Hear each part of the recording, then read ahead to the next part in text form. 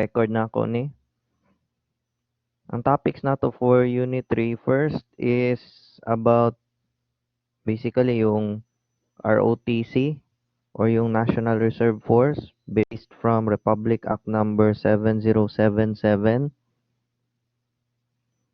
It's because the call for patriotism and nationalism is not the role only for the government, but basically it is a part of our duty, not just yung mga nagsiservisyo, but every one of us is a component of ensuring that our nation is secured.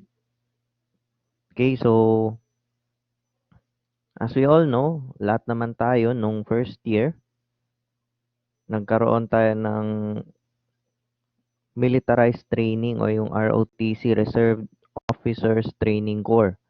So that's a mandatory in our program, and of course it is also mandatory to every state college and university. Yan. So there are only several private tertiary institutions that offers the ROTC program, which is part ng NSTP or yung National Service Training Program. So the reason why there is ROTC or that call for patriotism and nationalism by proving our allegiance, it's because there will come a time or there are times from the past na kung saan yung ating mga leader sa bansa cannot only rely on our own forces or the government forces only. As we all know, Philippines is not a big country, just like other Asian countries except sa China, na we need the civilians or the citizens to render service by the time that the nation needs us the most. So it's not just allegiance, it's not just being a Filipino, but professing or showing your love for the country. In some ways, it becomes a form of the defensive scheme or yung defensive strategy ng government na once magde-declare ng national emergency, merong ready and able na reserve force from the citizens na handang tumulong sa mga men in uniform or yung mga nasa active duty service. Okay? So, it originally started yung conception yan, not just during the Spanish period, but formally nung panahon ni President Manuel Quezon. Yan. So, he knew that there is a need for citizens who would be trained and ready to defend the country by the time that a national emergency would be would be declared by the Congress and of course subsequently be ordered by the executive, of course the president, na mag-perform yung tinatawag na standby auxiliary services. So, yan yung basic foundation ng ating bansa in accordance with the United Nations and of course in accordance with the National Defense Act na na-implement nung Commonwealth era ni Manuel Quezon. So the military service during his time is obligatory to the citizens of the Philippines. Ang pasabot ana dili man tanan mandatory. It's not the same as South Korea na mandatory yung mga lalaki. Not unless they have a reasonable excuse. Pero nung panahon ni Manuel Quezon, ang military service, just as what we are experiencing right now, are obligatory, or people are urged or obliged to join and be trained by the military in defending the country.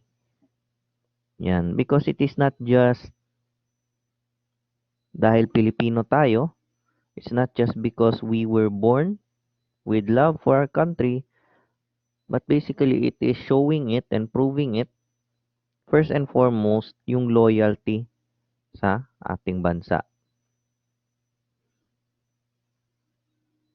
So, by the time that we will be tapped or ma-order na ang mga citizens to become from reserve force to part of the defensive active force, it would be a great help to those in active service na magkaroon sila ng tulong galing sa mga citizens. Yan, mga professionals and others who are willing.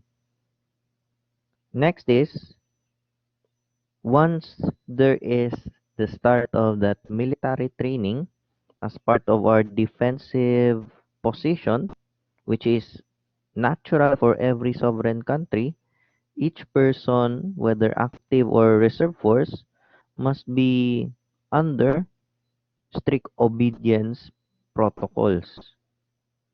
So, as we all know, yung sa ROTC, even sa active duty na force, yung organisasyon nila is having a strict discipline, and of course, a more stricter um, pointing out of the actions which requires utmost obedience. Or kumbaga, ang pagiging masunurin sa mga instruction, sa mga orders mula sa mga seniors at sa mga nasa posisyon, yun ang pinakaimportante. Soon after, those citizens who have joined the reserved force or are trained for the reserved force would know that obedience is the key in having successful missions or successful objectives.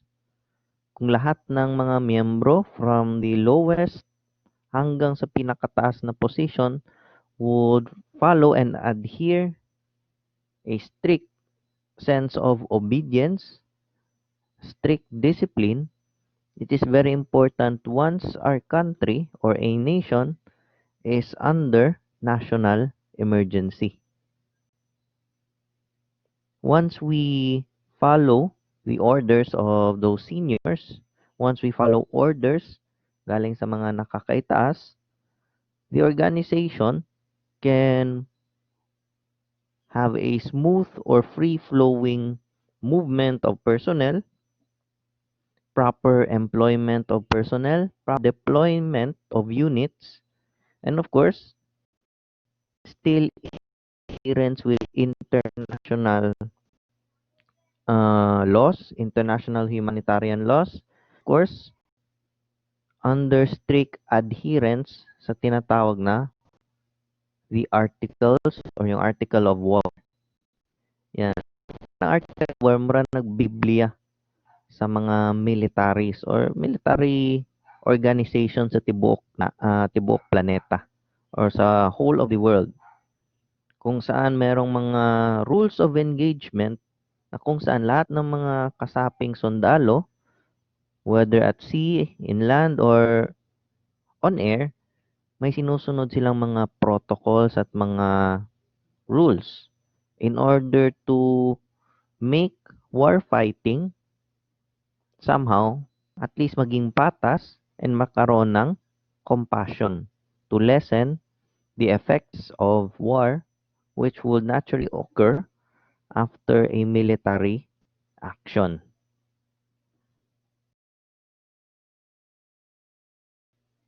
Yeah, next is courtesy. So, in a military organization or in a law enforcement organization, the manifestation or yung pagpapakita ng kortesiya, Bilang kortesiya, yung pagkakaroon ng mabuting pag-aasal, proper and correct virtues, yun ang ine-expect na magkaroon ang mga members o yung mga sasali sa citizens armed movement o yung citizen arm ng ating bayan. So there are certain requirements, and one of those requirements na hindi na ipapakita sa paper or not on paper is yung discipline and courtesy. Yan. As you all know, we were indoctrined for the military discipline nung sa ROTC na mga panahon natin. The time when we are undergoing the ROTC training. So yun, from the salute hanggang sa pagsunod sa mga commands ng mga senior officers, as long as we follow them properly, as long as those orders are just and legal, then hindi tayo magkakaroon ng malakihang problema. Next is the role of police and other law enforcement agencies. So in national emergencies, according sa Articles of War, ang mamumuno talaga or ang magli-lead sa mga actions would be the military. Ang magba-back up, also according sa Republic Act number 6975, yung kapulisan natin, pati yung other uniform services would be in support of the objectives and missions, pati mga actions ng buong military. Of course, the local chief executives or yung mga mayors, yung mga provincial governors would have operational control over the local police units under their jurisdiction. For example, dito sa Davao City, ang nagkakaroon ng operational jurisdiction hindi lang yung regional police office, but most importantly, the orders also of the city mayor as provided by law na nakasaad rin sa Article 16, Section 6 ng 1987 Constitution.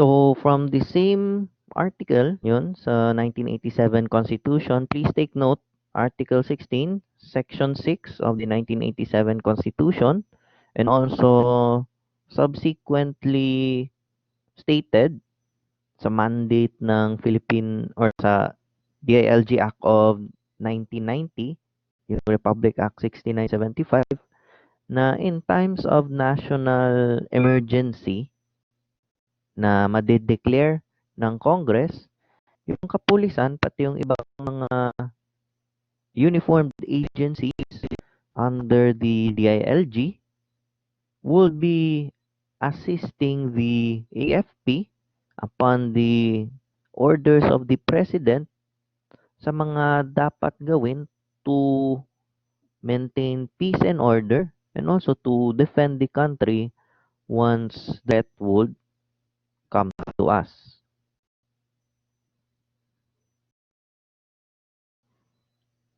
Okay, so next is the role of the citizens training. So hindi lang pwede na yung mga active duty na mga personnel lang ang gagawa ng trabahong yan kasi alam naman natin na limitado lang ang numero nila. For example, the PNP hindi pa nga nagkakaroon ng 200,000 na mga personnel. Around 160, 170,000 pa lang yan sila. So there's still a gap sa number of personnel. And of course, kahit na may yearly quota or yearly na applications, whether sa law enforcement or sa military, still, kailangan pa rin mapuno or madouble ang pwersa by virtue of citizens training and of course the reserve force. It was originally envisioned ni President Manuel Quezon na dapat yung mga sasama niyan or sasali niyan would be trained by the best and would somehow be ready to defend the country once a national emergency occurs. Yan, for example, ngayong pandemic, merong mga reservists na nagre-render ng service and of course they would be duly recognized dahil nakita ng ating gobyerno na ang pag-enforce ng mga batas must be maintained. Courts would still be open. As we all know, ang law enforcement nandyan pa rin, pero yung pagtulong sa mga medical professionals, pagtulong sa mga sundalo, still needs additional manpower. Kasi yung reserve force or yung citizens military training or citizens armed forces, ang kanyang main concept is additional manpower. Yan. Or dungag puwersa. Yan. So in his time, his defense policy ni Presidente Manuel Quezon introduced the PMT. Yan, or preparatory military training.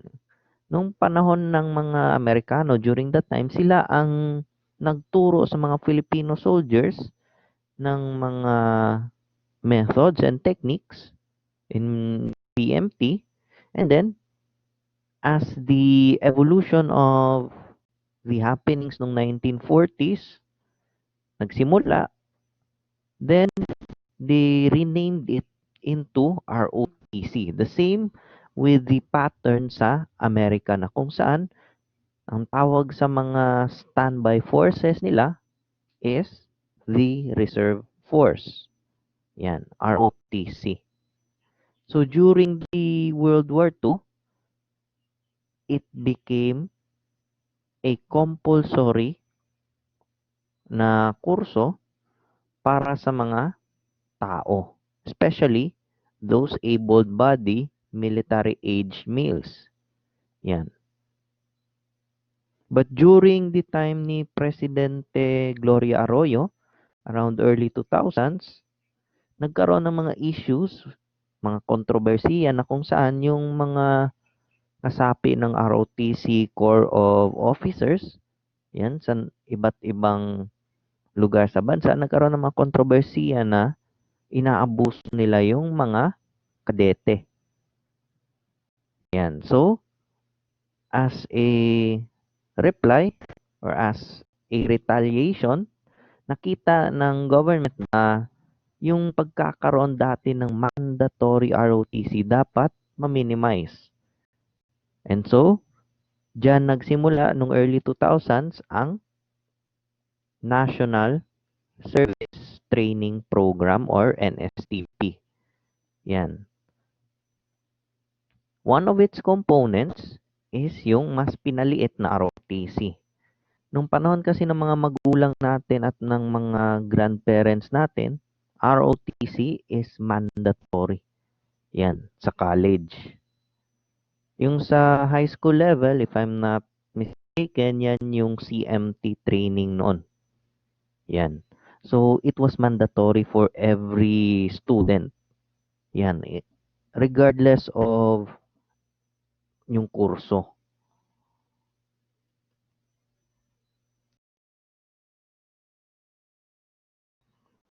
Okay, so let me just put on the whiteboard.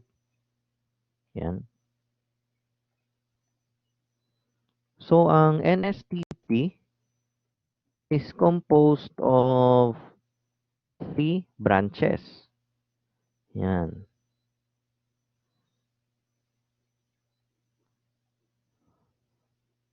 So, the first branch is yung CWTS na best example niya is yung mga students na nasa other private universities. Like for example, si Ateneo, yung mga students ng San Pedro College and other private tertiary institutions. Citizens Welfare Training Service. Yan ang definition yan.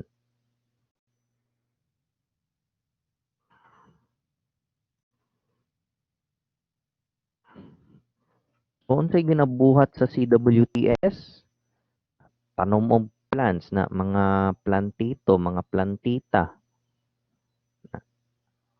Yan yung mga programs na basically mga social work oriented.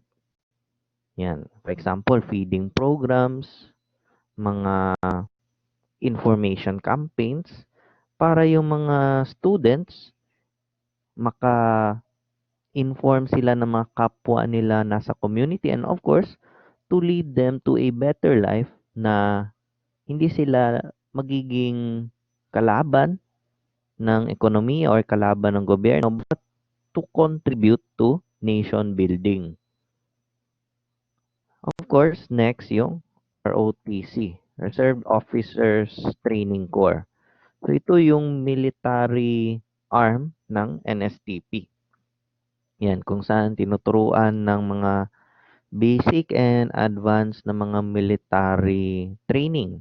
Yan, paano ginagawa ang pasamasid, yan, paano ang pag-create and pag-manage ng mga battalions, yan, mga companies, mga squads, pati yung individualized training, especially for those officers. Yan. And also to show those cadets, yung mga kadete ng mga capabilities and mga tactics na maituturo sa kanila. So sa criminology program, as per the CHED memorandum, na lahat ng mga criminology programs being offered must have a mandatory ROTC training. Yan. The same goes for those courses or tertiary courses na nag-o-offer ng aviation related or maritime related courses. Yan. So may 3 subunits yan. Yan. So yan yung Army ROTC, basically yung land-based courses, criminology specifically. Next is yung Navy ROTC. Yan yung para sa mga maritime industry courses and those maritime-oriented schools. Next is yung para sa mga aviation-related. Yan yung Air Force ROTC. Kung saan yung mga students would be subjected to the same militarized training pero mas specified or mas specialized. Yan. For example, sa Navy ROTC, common na mga kadete dyan yung mga nasa maritime courses because during the times of national emergency, yung mga civilian na mga barko na may Philippine registration might be called into service. The same goes for those planes, mga airplanes at mga airlines na registered sa Pilipinas, they would be tapped and used by the government during the time of national emergencies. Yan. AirAsia, PAL, Cebu Pacific. Yan. So, yan yung second component ng NSTP. Una yung CWTS and next yung ROTC. The next component, yan, is yung para sa mga mas specialized pero it's not to the level ng CWTS and ROTC.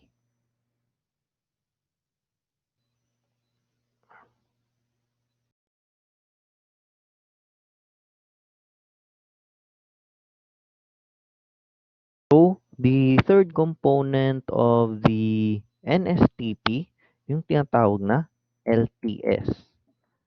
Ng LTS, the meaning of LTS is Literacy Training Service. So sa NSTP, yung LTS or Literacy Training Service, ang purpose niyan is to train yung mga estudyante, especially yung mga nasa kasulukan at kataasan ng mga kabukiran, na magkaroon ng up-to-date and modernized na literacy and numeracy skills, especially sa mga high school students na nag-aaral sa bukid. At hindi lang sa kanilang mga nasa bukid, but especially for those students na kahit nasa mga kapatagan or sa lower levels ng mountains, yung mga tinatawag na out of school youth. Mga kabataan na hindi nag-aaral. Yan. The basic mandate of LTS is not just to improve their speaking and reading skills, but also their problem solving and numeracy skills, yan, pag-calculate ng mga mathematical problems, and also to improve their socialization sa mga kapwa nila, mga kabataan. Yan. So, the graduates of the ROTC program would be mandatorily be included sa Citizens Armed Force or yung mga reserve forces ng tatlong branch of services under sa military, while the LTS and CWTS program graduates would be part of the National Service Reserve Corps na administered ng TESDA, CHED at ng Department of National Defense. Yan.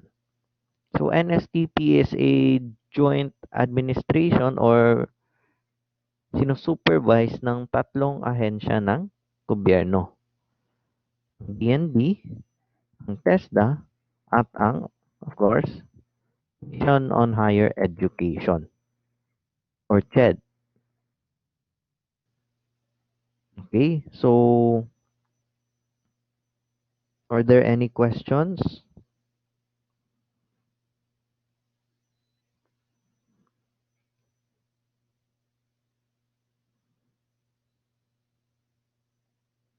Are there any questions?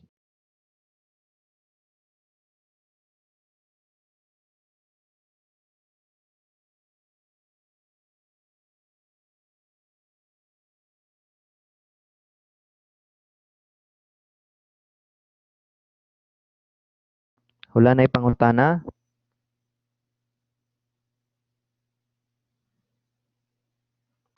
Wala na, sir.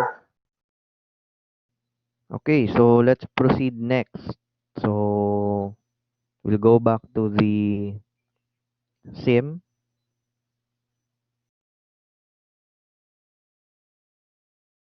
Yes, my question. Good. Mr. Masayon, your question is during sa national emergencies,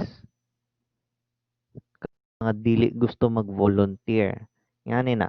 So, those graduates, sabihin natin for example, yung mga graduates ng CWTS. So, commonly yung mga other courses, yung general courses like engineering, medical related courses, yung majority sa members ng mga college programs, yan, architecture. So, it is social welfare yung training na nare-receive nila. For example, yung mga nursing graduates, they are automatically called into service. Dahil of course, medical related ang field, they are of public service. 'Di ba? For example din sa mga nag-aaral ng medicine, yung mga magiging doktor. Meron silang oath The same goes with sa mga police officers at mga nasa military. Pero yung kanila ang tinatawag na Hippocratic Oath na kung saan by the time na tawagan yung kanilang profession or the call of their profession, magkaroon ng emergency, for example, may national emergency, yung call of profession nila is to serve for the people who are in need of medical service or yung mga nangangailangan. So, sa real application yan, for example, sa CWTS at LTS, they can volunteer, which is yan yung mas magandang action. Also, they can reject for whatever reason they want. Dito sa ROTC, especially during national emergencies um, na may primary focus sa national security, once mag-order ang Chief of Staff ng Armed Forces na lahat ng mga nagdaan or nag-graduate sa ROTC would be called into active duty, then by hook or by crook, yung mga graduates would be tapped into service. So, kung sa ato ang field pa, if the national security level is of a higher level or yung high risk na talaga at mag-order ang president through the chief of staff ng AFP na lahat ng mga ROTC graduates would be called into active service, then we must render service whether it's voluntary or not. Swerte lang yung sa mga LTS at CWTS graduates. Sila yung sa social service. Okay?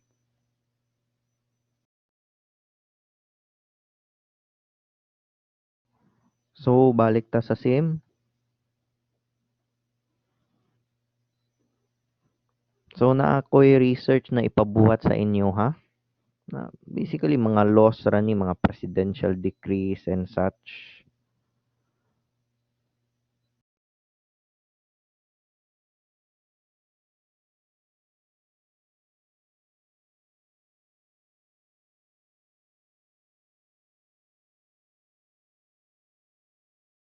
Okay, so one of my first research sa inyo, ha, is to search about the National Defense Act nung panahon ni Manuel Quezon. Yan.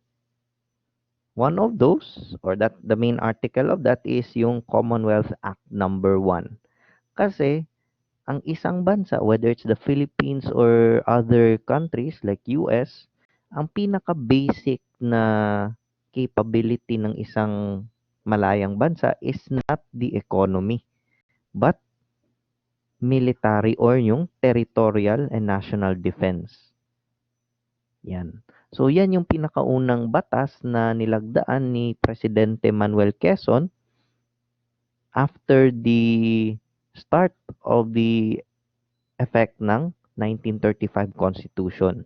So your first research would be to research on the National Defense Act of 1935 or yung Commonwealth Act number 1. Okay? Yung pangalawa yung research would be TD 1706. So, I will just repeat it later. Yan. Mga tatlo tong mga batas, 3 laws that I would make you conduct a research. Yung isa, hindi ko na masyado yun ipa-research. Bigay ko na lang sa inyo yung copy. Anyway, so, dito tayo sa Citizens Armed Forces or yung tinatawag na Citizen Soldier Movement, which is based sa RA 7077. So, ang RA 7077, that was enacted nung June 27, 1991, na kung saan mas binago or it was revamped ng government na magkaroon ng reserve force as the primary pool of manpower ng armed forces, which is the citizens. Yan. So, under Article 5 of RA 7077, merong mga guidelines and classifications sa mga citizen soldiers or reservists na magiging kasapi nito. So, in conjunction with the Armed Forces of the Philippines, meron tayong mga categories. First is yung first category. Yan. First category reserve. So, they are composed of able-bodied Filipino reservists na nag-edad from 18 years old to 35 years of age. Yan. So, regardless kung anong trabaho, regardless kung anong standing sa buhay, once they are part of the reserve or reservist sila, and they are within the categories, first category, 18 to 35 years old and able-bodied, then they are part ng first category reserve force. Second category, it is composed of reservists na able-bodied pa rin but are within the range of 36 years old to 51 years of age. Yan. So, yan yung medyo may seniority sa edad. Yan, second category reserve. Next is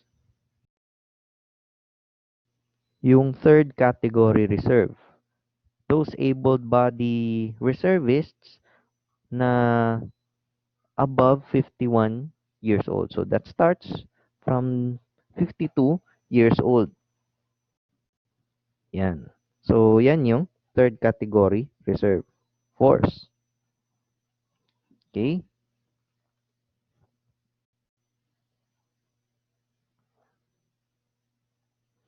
Next is the classification ng reserve units.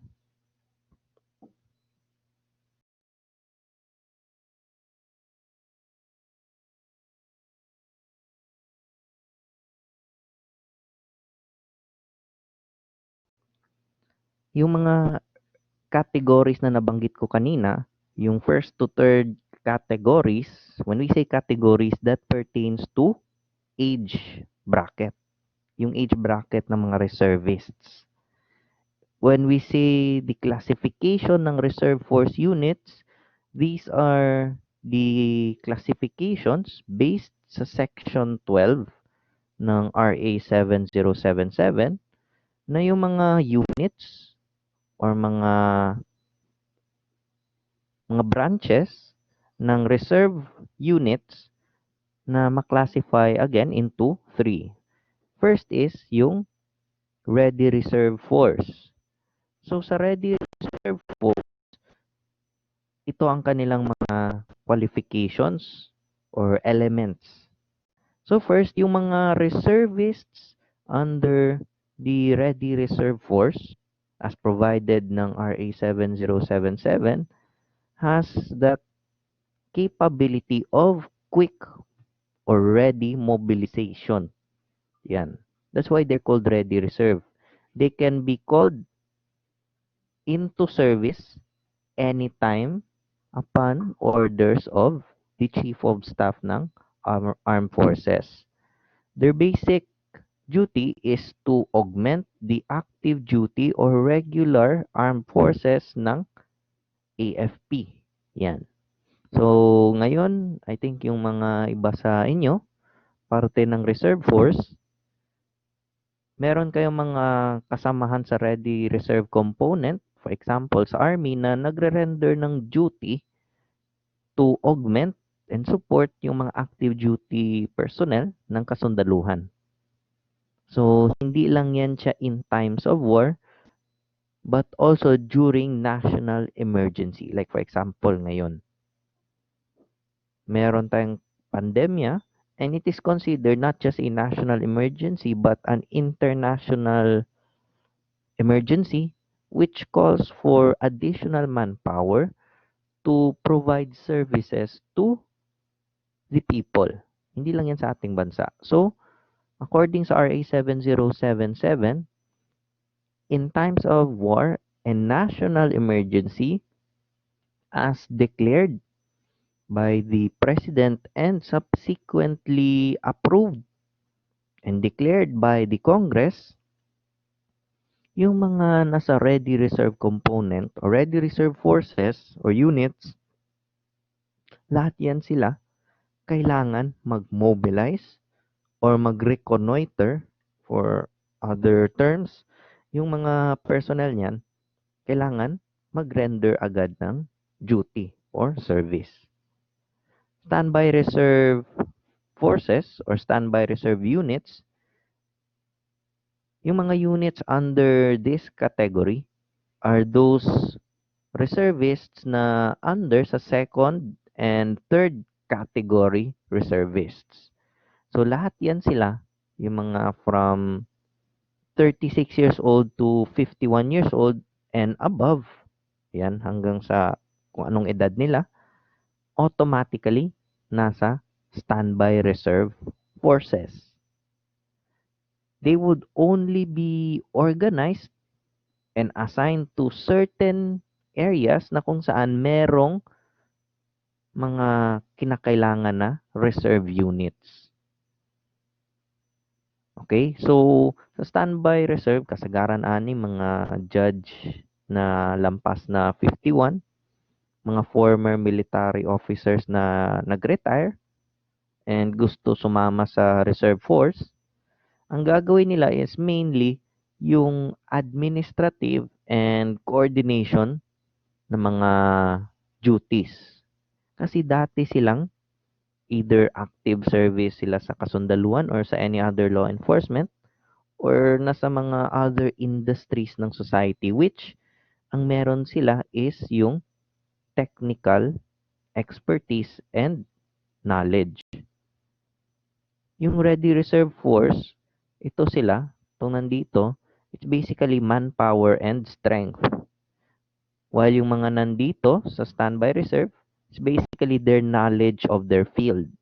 Yung mga previous field nila before retirement or yung mga nalalaman nila na subfields. Okay, so they would have this what we call annual assemblies. Na of course, kung tigulang, di man nakanunay mo travel. So, annually done na lang yun. Next is yung retired reserve. Yan. For those mga former military officers na nakumpleto yung service nila sa active duty or yung mga nag-retire above or yung once they reach the 56th year nila or 56 years old na sila, by the time na mag-eedad sila ng 65 years old, that is considered retirement age under RA 7077. Naturally, sa batas, it is 60 years old. Pero sa retired reserve force, yung mga qualified dyan is yung mga nag-retire due to maximum length of service or nag-retire due to the old age or yung pag-attain nila ng retirement age or disability. Yan. So, pwede yung mga disabled na mga veterans na mga matanda na. Yan. So, their duty is almost the same with standby reserve forces dahil sa kanilang wisdom and technical knowledge. But basically, ang kanilang trabaho dito sa retired reserve is to encourage more people through information dissemination na sumali sa reserve forces or sumali sa pagtulong sa gobyerno in times of national emergencies or war.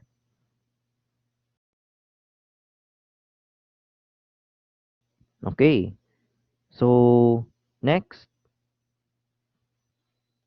By the way, do you have any questions? Na pa ba may mga pangutana?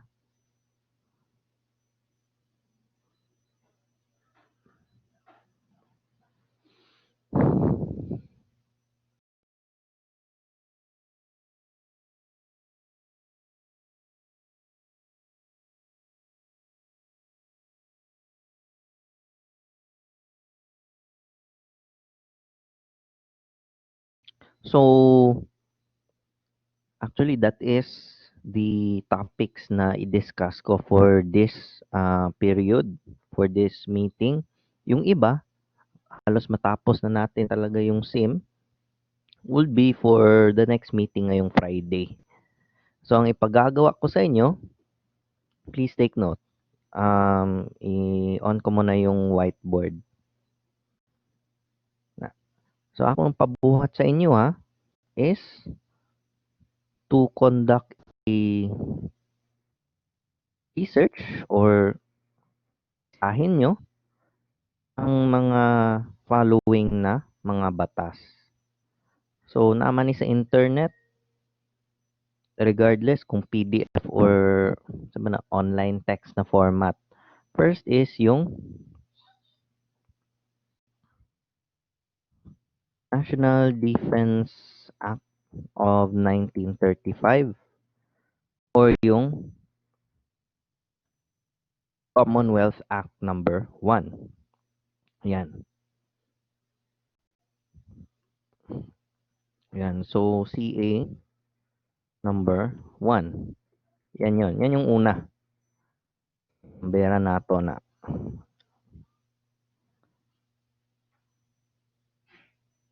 Yan. So, research on the following topics.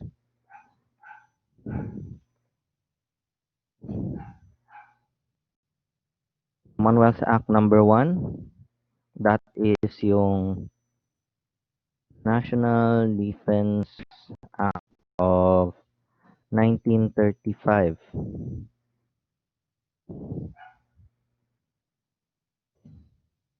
That is your first research. Yan. Next is yung Presidential Decree number 1706. Yan. Tagagan tamugto, mao na ang National Service Law. Yan. National Service Law of 1980. Yan yun. Yan yung ikalawa. The third one, or the third law, would be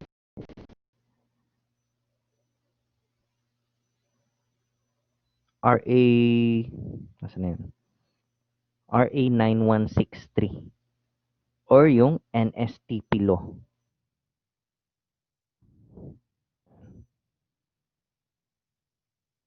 So, yung RA 9163 is the NSTP law or NSTP Act of 2001.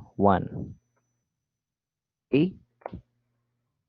So, I want you to research. Magbasa lang kayo. And then be ready next meeting pagkatapos or once tapos na yung buong SIM, yung coverage nyon, I would ask you questions with regards to those three laws. Yung RA 7077, hatag na lang na nako, naman ko'y copy ana. So, it will be posted sa inyong LMS. Okay? So, questions before we end? Kung wala na may pangutana, again, take note of the assignments. So, yan. So, it is already 1:32 sa ako, Thank you for listening. This video or this meeting is already recorded. Tanawa na lang sa YouTube channel nako, i-post man ako ni tanan. Hopefully mahuman to. And for now, thank you and good afternoon sa inyo Bye, sir.